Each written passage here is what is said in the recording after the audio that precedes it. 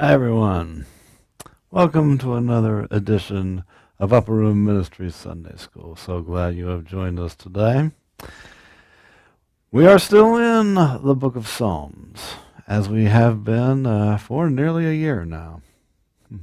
But we are coming closer and closer to the end. In our last edition, we completed Psalm 119. Now we're entering into a new section of Psalms called the Songs of Ascent. 15 Psalms in all, Psalm 120 through 134.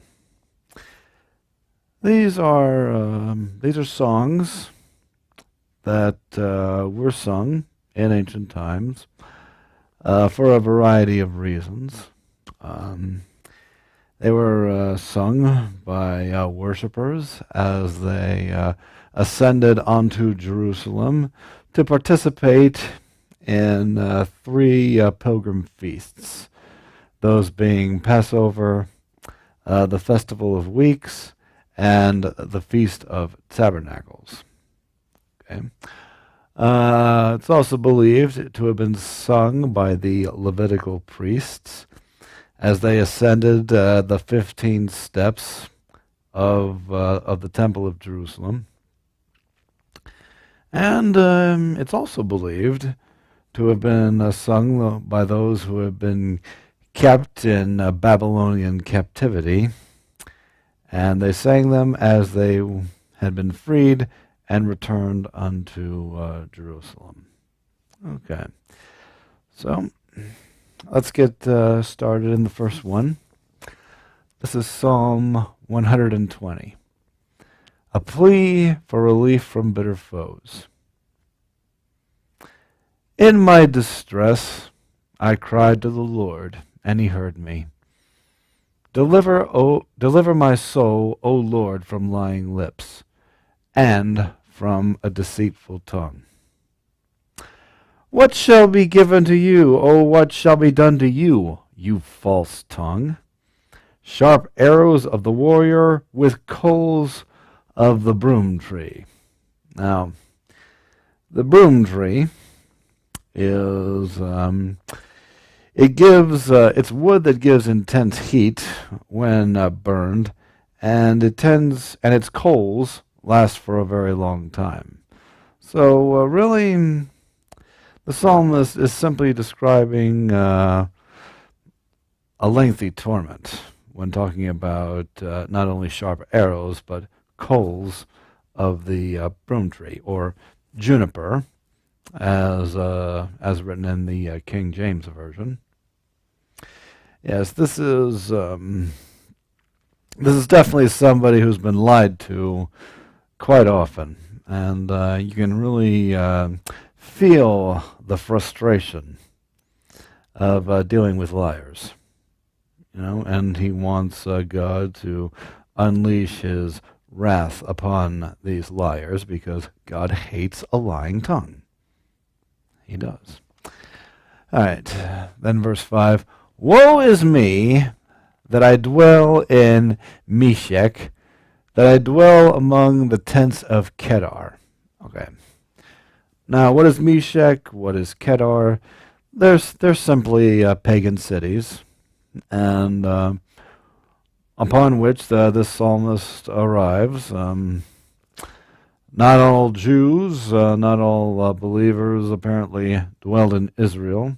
There were some who were scattered, found themselves in pagan lands, and yet even though they may reside there, their hearts cry out for Jerusalem, because they know that is their true home. Right? My soul has dwelt too long with one who hates peace. I am for peace, but when I speak, they are for war. And that's where the psalm ends. It's really just a lamentation, but it's understandable why those heading towards Jerusalem would want to sing this, because they're saying this is where we live, but now we are ascending to where we truly desire to be. Yes, and that is Jerusalem for this time of celebration. All right. Psalm 121. God, the help of those who seek him. I will lift up my eyes to the hills, from whence comes my help. My help comes from the Lord, who made heaven and earth. All right. Now, verses 3 through 8, we'll talk about God's promises of preservation. And, when you're making a long journey, you need preservation. So many things could go wrong. Anyway, the psalmist writes, He will not allow your foot to be moved. He who keeps you will not slumber. Behold, he who keeps Israel shall neither slumber nor sleep. The Lord is your keeper. The Lord is your shade at your right hand. The sun shall not strike you by day, nor the moon by night. The Lord shall preserve you from all evil. He shall preserve your soul. The Lord shall preserve your going out and your coming in from this time forth and even forevermore. God will neither leave you nor forsake you. All right. Psalm 122. The joy of going to the house of the Lord. Ah, yes. The joy of going to the house of the Lord. Again, here we have a psalm that talks about coming to the house of the Lord, which is, again, what people who are ascending towards Jerusalem may be singing. I was glad when they said to me, Let us go into the house of the Lord. Our feet have been standing within your gates, O Jerusalem.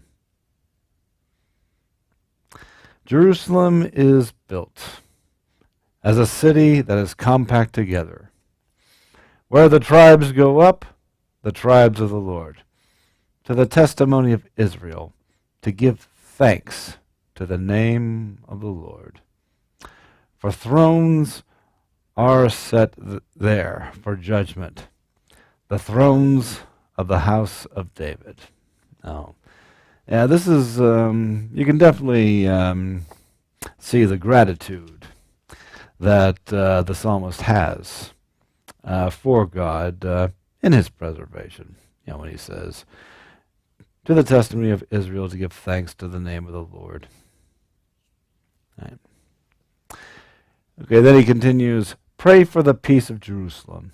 May the peace prosper. May they prosper who love you. Peace be within your walls, prosperity within in your palaces. For the sake of my brethren and companions, I will now say, peace be within you. Because of the house of the Lord our God, I will seek your good. Now, that's what it says in verse 6. Pray for the peace of Jerusalem. Perhaps you've heard that before. Perhaps you've heard people in modern days saying, we must pray for the peace of Jerusalem. Well, that's where it comes from. And I believe that's something we should pray for.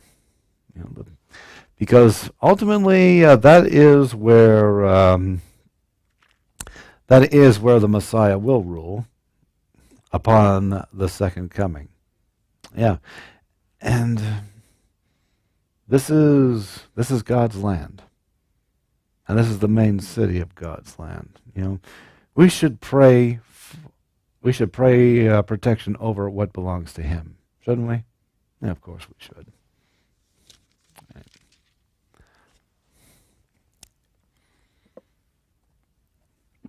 Psalm 123. Prayer for relief from contempt. Unto you I lift up my eyes, O you who dwell in the heavens. Behold, as the eyes of servants look to the hand of their masters, as the eyes of a maid to the hand of her mistress, so our eyes look to the Lord our God, until he has mercy on us. Oh. As the eyes of servants to their masters, eyes of a maid to the hand of her mistress, so our eyes look to the Lord our God until he has mercy on us. This psalmist has an understanding of who's in charge. God is. And that he and everybody else is beneath God. And we have to turn to him for mercies. Turn to him for protection. Turn to him for provision. Yeah. Because there is an understanding that he is our master. And, masters have a responsibility to care for their servants. Yeah. And then he says, "Have mercy on us, O Lord, have mercy on us, for we are exceedingly filled with contempt. Our soul is exceedingly filled with the scorn of those who are at ease, with the contempt of the proud." So apparently life isn't easy for the servants of God, and they are looked on with contempt by those who are at ease, contempted by the proud. And when I read this, I think about Psalm 73, where the psalmist talks about how the wicked are all seem to be having great lives. They're rich, they have power, they have no problems. Life is good for them. While life is so hard for God's people. And the psalmist questions, why is this? Why do the evil ones have it so good, and we, the righteous ones, have it so tough? Yeah. Well, eventually, the psalmist in Psalm 73 came to an understanding that the good life of the wicked is only temporary. It's just brief. What happens afterward is eternal, and it's not good for the wicked. That being said, it is tough. It is tough to deal with hatred and scorn that is coming from other people. Other people whose beliefs don't line up with you. Other people who live the opposite of the way you do. It's tough. And we all need perseverance for that. We need God's help to get through that. And, we really shouldn't, what I've learned through the Bible is that rather than praying for God to end the torment right away, we should pray for the strength to get through the torment, to persevere.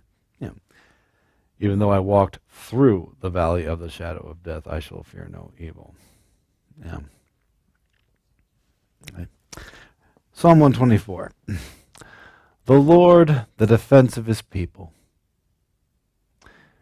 If it had not been the Lord who was on our side, let Israel now say, if the Lord had not, if it had not been the Lord who was on our side, when men rose up against us, they would have swallowed us alive, when their wrath was kindled against us. Then the waters would have overwhelmed us. The stream would have gone over our soul. Then the swollen waters would have gone over our soul. Blessed be the Lord, who has not given us as prey to their teeth.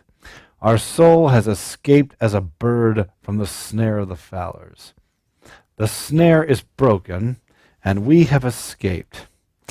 Our help is in the name of the Lord who made heaven and earth. So, now this is a song about deliverance, being delivered by God. And deliverance, that's just something God, does. Going back, starting with the deliverance from Egypt, the deliverance from Babylon. That is something to sing about. Yeah, and that is something, and that is a song definitely of encouragement. It's in recognition of God the deliverer, of who He is. Psalm 125. The Lord, the strength of His people. Those who trust in the Lord are like Mount Zion, which cannot be moved, but abides forever. As the mountains surround Jerusalem, so the Lord surrounds His people from this time forth and forever. For the scepter of wickedness shall not rest on the land allotted to the righteous, lest the righteous reach out their hands to iniquity.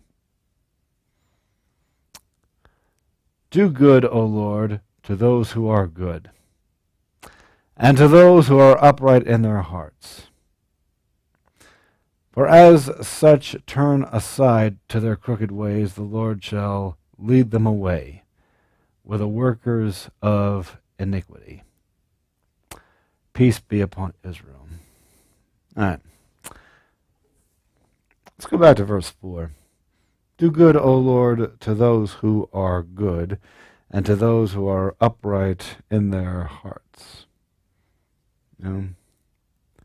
It's like when Jesus said to His disciples, abide in me, and I shall abide in you. When you abide in Jesus, you become like Him, and that's good. And so, do good, O Lord, to those who are good, and to those who are upright in their hearts. So, abide in me. And then he says in verse 5, as for such who turn aside to their crooked ways, the Lord shall lead them away with the workers of iniquity. Those who don't abide in Him, they fall away. They're cut off. They're pruned and thrown into the fire. That's what Jesus says. Yeah. So we are to remain in the love of God as opposed to going off on our crooked ways. We are to be rooted and grounded in love.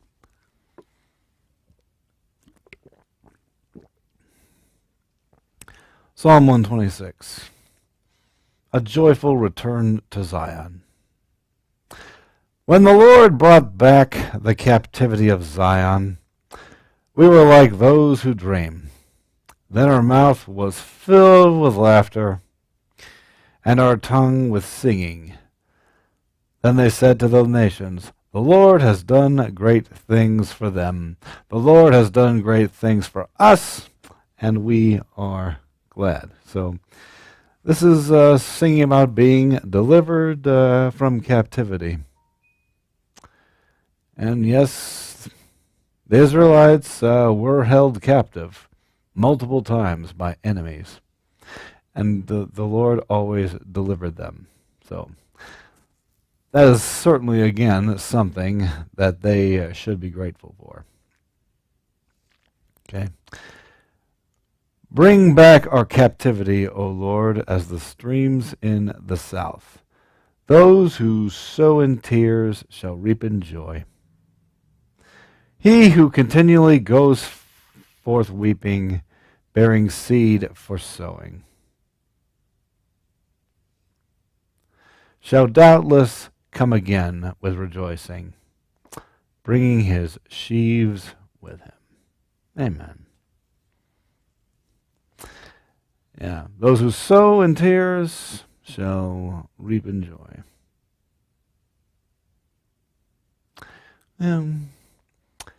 Reminds you of the Beatitudes. Blessed those who suffer for my name's sake, for they shall be blessed, they shall be exalted. Yeah. It's a reminder. God sees the suffering, and He desires to have mercy on them who suffer unjustly. Psalm 127. Laboring and prospering with the Lord. Unless the Lord builds the house, they labor in vain to build it. Unless the Lord guards the city, the watchman stays awake in vain. It is vain for you to rise up early, to sit up late, to eat the bread of sorrows, for so he gives his beloved sleep.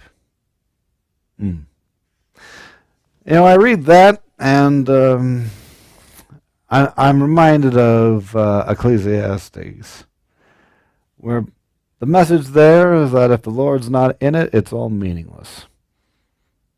If the Lord's not in life itself, then life itself is meaningless. Unless the Lord builds the house, there's no real purpose for it to be built. It's just a waste of time. Unless the Lord guards the city, the watchman stays awake in vain. The watchman can do his job and alert the city, but without the Lord's protection, he may as well not alert the city at all. The end result will be the same. Okay. Continuing on. Yeah. Also he says, for so he gives his beloved sleep.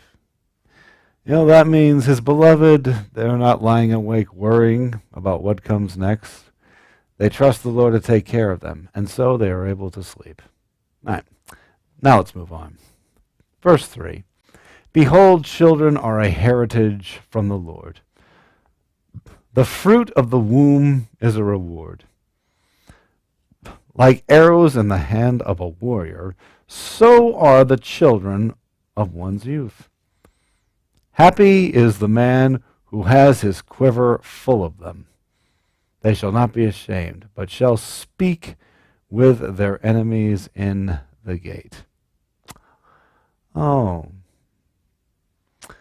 Here the psalmist talks about what a blessing it is to have many children in your family. Yes. The Lord loves children. He loves families. Yeah, it's unfortunate in today's modern society, so many of us are so focused on taking care of ourselves that we don't even want to have children. Yep. And yes, ultimately it's a personal choice whether to have children or not, but when you consider how so many, just don't see the benefit or the blessing of having children, it's unfortunate. Yeah, it really is unfortunate, that we have such a different view of life today than God does. Okay. Psalm 128. Blessings of those who fear the Lord. Blessed is everyone who fears the Lord, who walks in his ways. When you eat the labor of your hands, you shall be happy, and it shall be well with you. Your wife shall be like a fruitful vine in the very heart of your house, your children like olive plants all around your table. Behold, thus shall the man be blessed who fears the Lord. Now, if you're wondering why the psalmist chose olive plants as a description for his children, well, olives were a very precious commodity in those times. Very precious. Olive oil was something that was in great demand because it had so much use. So it's just simply a means of describing how precious, the children are all around the table. Okay. Verse 5, the Lord bless you out of Zion And may you see the good of Jerusalem all the days of your life. Yes, may you see your children's children. May you have a long life, so that you may see your grandchildren. Yes. Peace be upon Israel. All right. Yeah, there are two blessings spoken in Psalm 28. Verses 3 and 4, blessing on a family, the family. And verses 5 and 6, that's more of a national blessing. Right. Psalm 129. Song of victory over Zion's enemies. Many a time they have afflicted me from my youth. Let Israel now say, many a time they have afflicted me from my youth, yet they have not prevailed against me. The plowers plowed on my back. They made their furrows long. Now, this most likely could refer to whips, particularly the Egyptian whips upon the Israelites' backs. It could also be a foreshadowing of the whipping that Jesus himself took prior to being crucified. Okay. The Lord is righteous. He has cut in pieces the cords of the wicked. Oh, cut in pieces the cords. So yes, this is definitely a reference to whips, because that's what whips have. They have cords. Right. Let all those who hate Zion be put to shame and turned back. Let them be as the grass on the housetops, which withers before it grows up, with which the reaper does not fill his hand, nor he who binds sheaves his arms. Neither let those who pass by them say, the blessing of the Lord be upon you. We bless you in the name of the Lord. So that's a curse. That's a curse upon the wicked. Such a curse. Don't even let the wicked give you a blessing, because in the end it's insincere. They don't really mean it. It's all a lie. Right. Psalm 130.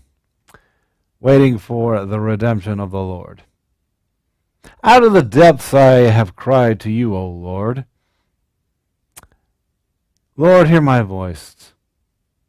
Let your ears be attentive to the voice of my supplications. Yeah. Now this first verse sticks out to me. Out of the depths I have cried to you, O Lord. Because you go back to Psalm 42, where it talks about how deep cries out too deep. Quite possibly a reference of someone who is in deep, crying out to a God who is deep. He's definitely not shallow. No, he's deep. Filled with an endless supply of mercy and compassion. All right, verse 3. If you, Lord, should mark iniquities, O Lord, could you stand? But there is forgiveness with you, that you may be feared.